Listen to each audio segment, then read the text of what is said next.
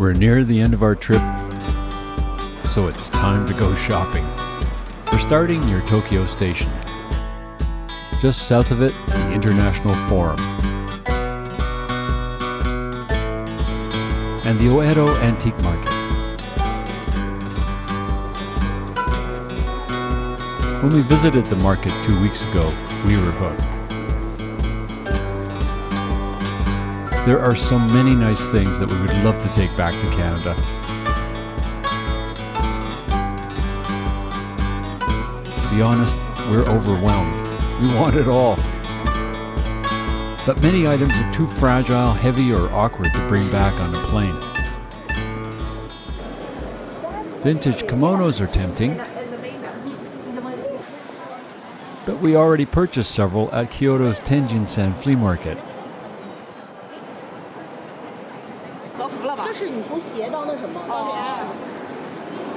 We did end up buying a beautiful obi, which we plan to find a place to display at home. The Oedo market is considered the largest in Japan and attracts a huge crowd, so try to come early.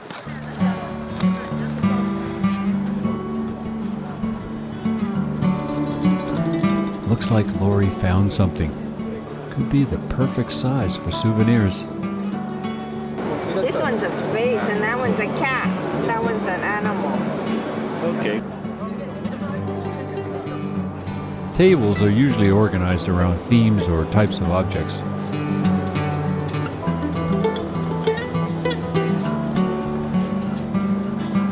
There always seems to be a story there of some kind.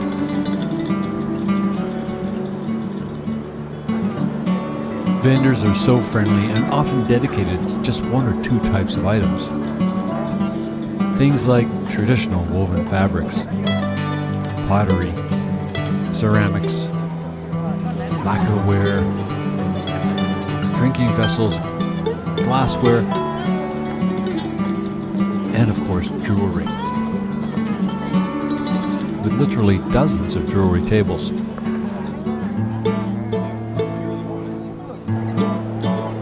And one-of-a-kind items too many to note. As usual, kawaii, or cute figures, are really popular.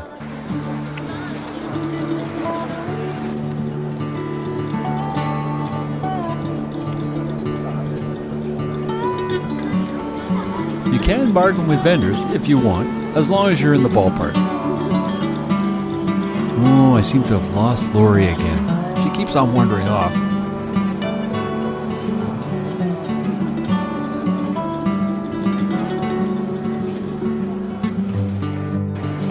Oh, there she is. The quality of antiques here is impeccable. It's like walking through an art gallery or a museum at times. One of the best things to do is just people watch.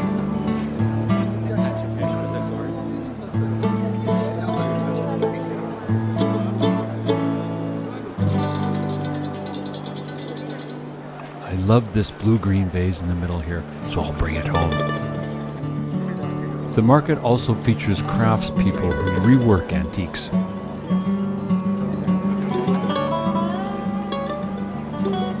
Lori discovered a couple who combine vintage safety pins with beads and buttons.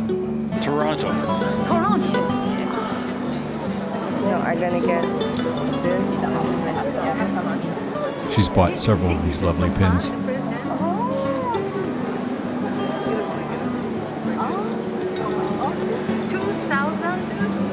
2,300.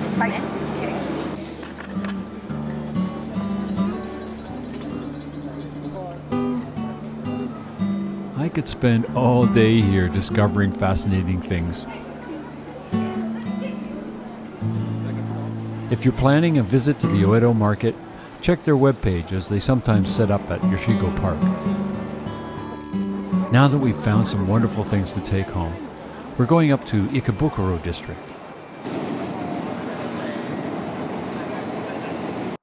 It's quite a bit north of Tokyo Station, in Toshima City, one of the 26 cities within the Tokyo metropolitan area.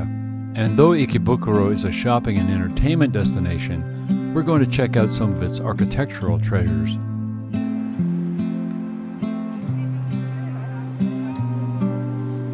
classic Tokyo police station as seen in numerous Japanese TV shows. The hotels and commercial buildings on Main Street feature modern classic designs. This sculpture incorporates owls, fukuru, that symbolizes luck and protection from hardship. The playful shapes of office and residential structures offer an almost organic sense of composition and harmony.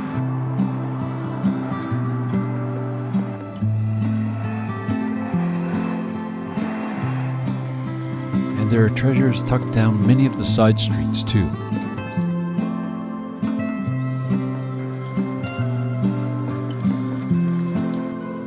One of the most important pieces of architecture here is Jiyu Gakuen Mionichika.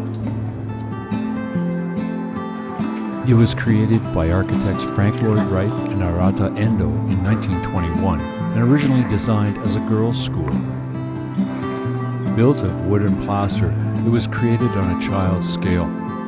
Its expansive lines echo Wright's Prairie School design philosophy. Endo was an assistant on Wright's most famous Japanese project, the Imperial Hotel. He introduced Wright to Yoshikazu and Motoko Hani, the couple who founded the school.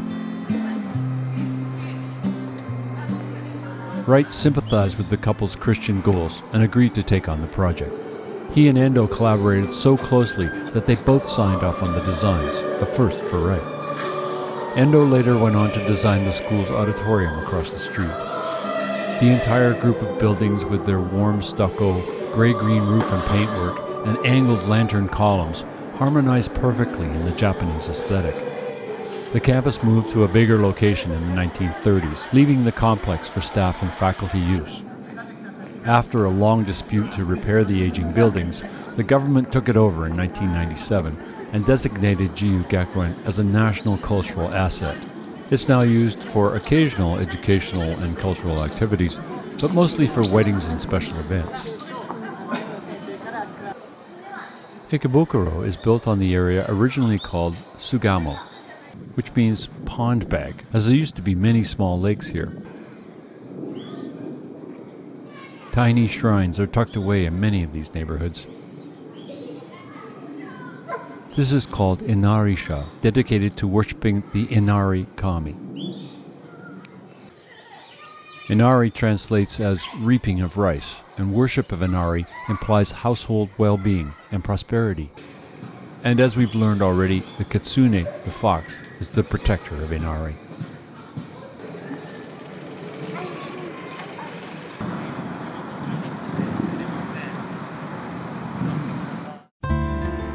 The next day, we're off shopping again, this time looking for a cheap travel bag to put our purchases in. There is still so much to see. I can't resist a quick look in our famous used camera store. Kitamura is like visiting a camera museum, only everything is for sale. There's even a whole floor just dedicated to Leica. Apparently the best place to find cheap luggage is Don Quixote, chain of gigantic bargain stores. But first we had to get past the live moray eels in the window. Basically has everything from soup to nuts.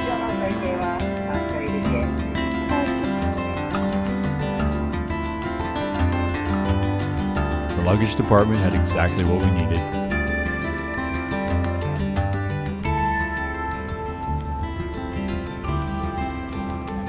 Cuteness is around every corner here.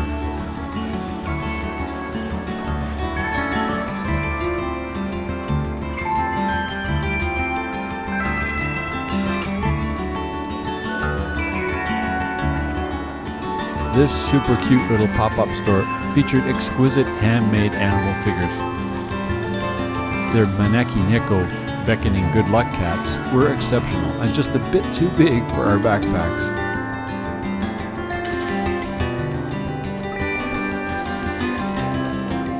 Now it's on to Tokyo Station. Check out a few more shops and watch some trains. It's a pretty ride, with some of the rail line above ground as the train passes old waterways.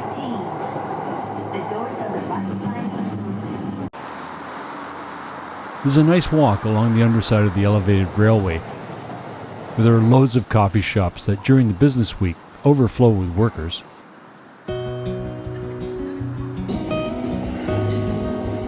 It's also a great area to get in some toritetsu activity.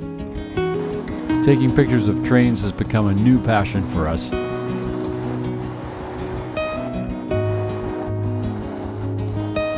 Tokyo Station has trains arriving and leaving every minute.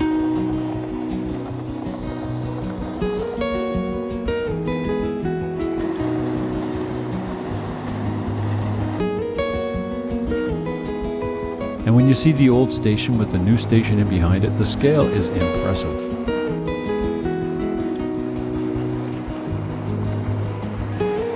Later, we're tempted to go for another feast of beef.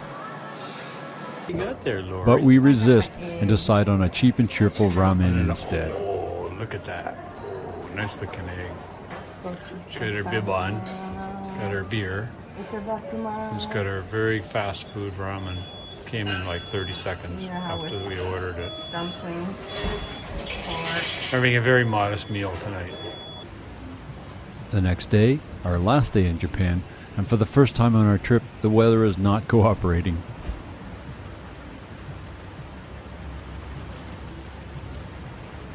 But by the time we get to the bus station, the skies have cleared, the rain blown away by a big wind.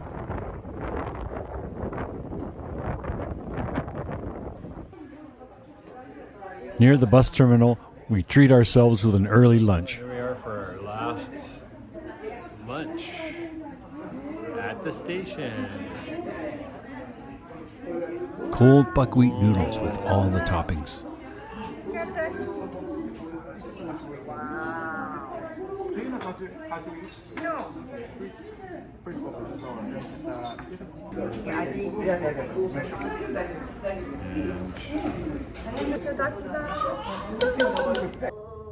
Heading back to the bus terminal, we're feeling a bit sad.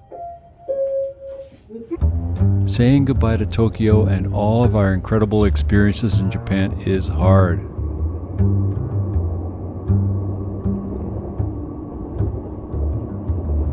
Thinking back over the last 20 days, there's just so much to be grateful for. Inspiring historical sites and shrines, amazing train rides, fabulous markets. Our trip just seemed to fly by.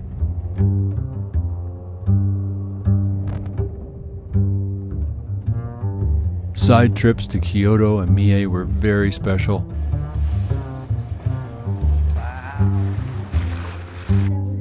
Possibly more. Toba and Toshijima are unforgettable.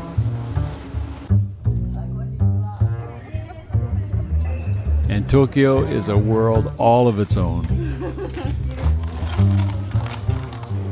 We can't wait to come back to Japan.